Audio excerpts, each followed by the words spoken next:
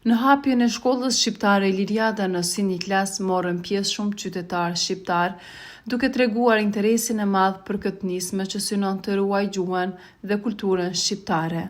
Në ceremoni ishin të pranishëm figura të rëndësishme: Liven Deant Shkuter, kryebashkiak i Siniklasit, Adelheid van Havermeijeren, zyrtare komunale për arsimin, Albana Dautlari, ambasadorja e Shqipërisë në Belgjik dhe Miftar Kryeziu nga konsulli i Kosovës. Të gjithë këta dhanë deklarata të drejtpërdrejta për rëndësinë e hapjes së shkollës, duke theksuar se kjo është një lidhje midis komunitetit shqiptar dhe shoqërisë belge.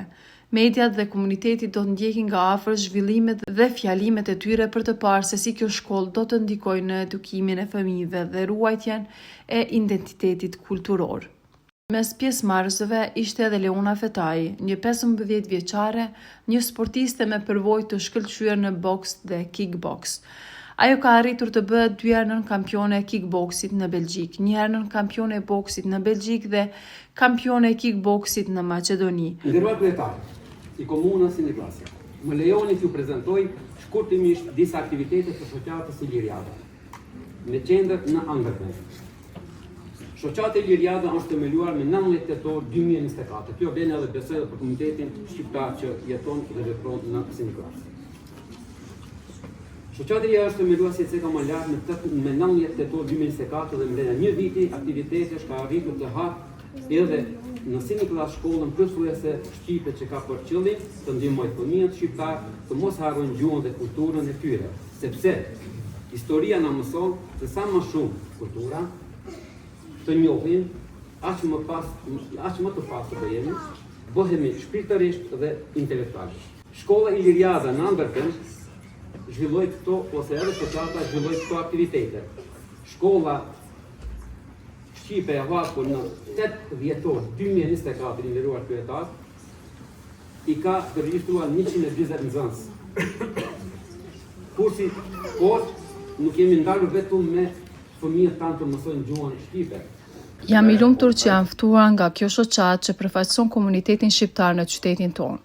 Siniklas numëron rreth 83.000 banor dhe një pjesë e tyre është pjesë aktive e komunitetit shqiptar. Lidhja midis qytetit tonë dhe shqiptarëve mund të shihet përmes figurës së Nën Terezës, e cila është e njohur në mbar botën, por edhe përmes Shqipërisë dhe Kosovës, që janë destinacione gjithnjë më tërheqëse turistike. Unë mbështes plotësisht këtë nismë dhe qëndroj pas idesë që fëmijët shqiptar këtu të kenë mundësinë të mësojnë gjuhën e tyre amtare dhe të ruajnë kulturën e vendit të origjinës.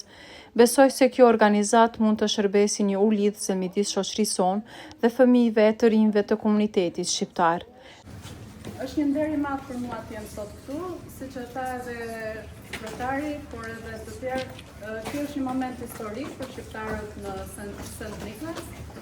Është një ditë e veçantë për gjithë ju, sepse kjo shkollë do të jetë jo vetëm vendi ku ju do të mësoni gjuhën, kulturën, do të mbani lidhjet me vendin, por është edhe një vend, siç e përmendi kryetari, që do ju ndihmojë ju të integroheni edhe në jetën flamane.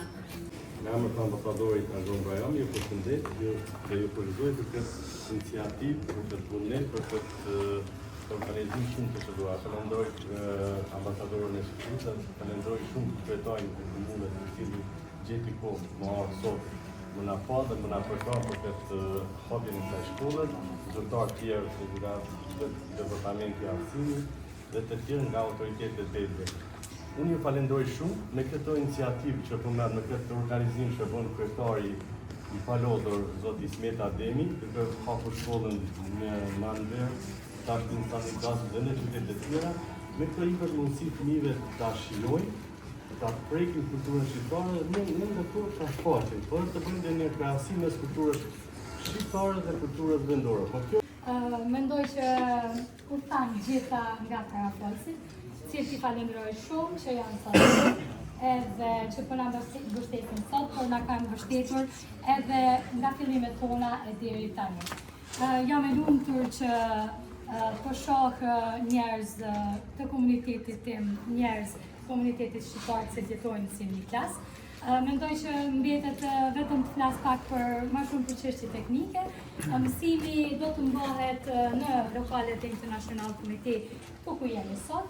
Do të mbahet nga ora 10 deri në ora 12 me një pauzë në mes të mësimit. Padyshim që për ne central, domethënë, janë fëmijët. Edhe ne do të punojmë në drejtim që secili fëmijë të marrë më të mirë nga kjo shkollë, çka do të thotë që përveç një plani të përgjithshëm, ne do të punojmë edhe individual me fëmijët, varësisht prej nevojave të tyre. Por edhe ju e keni një diamant këtu në qytetin e Siniklas. Dhe do t'ju prezentoj, është një vajzë e lindur, e rritur në Belgjik, në qytetin tuaj, që është një sportiste, një kampione, dhe dua Leona Fetaj ta prezentoj.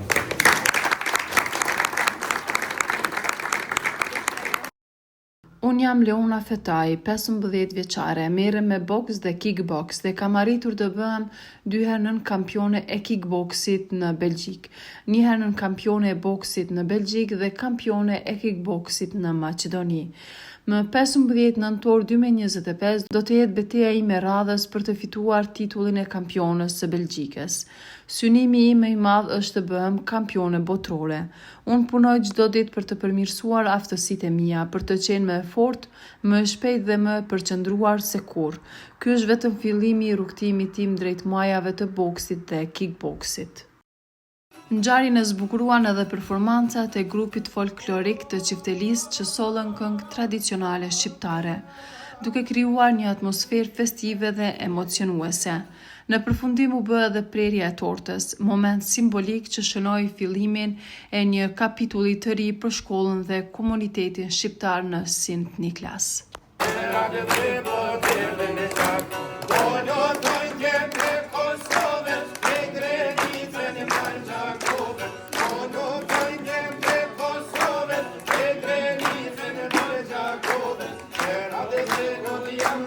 Yeah.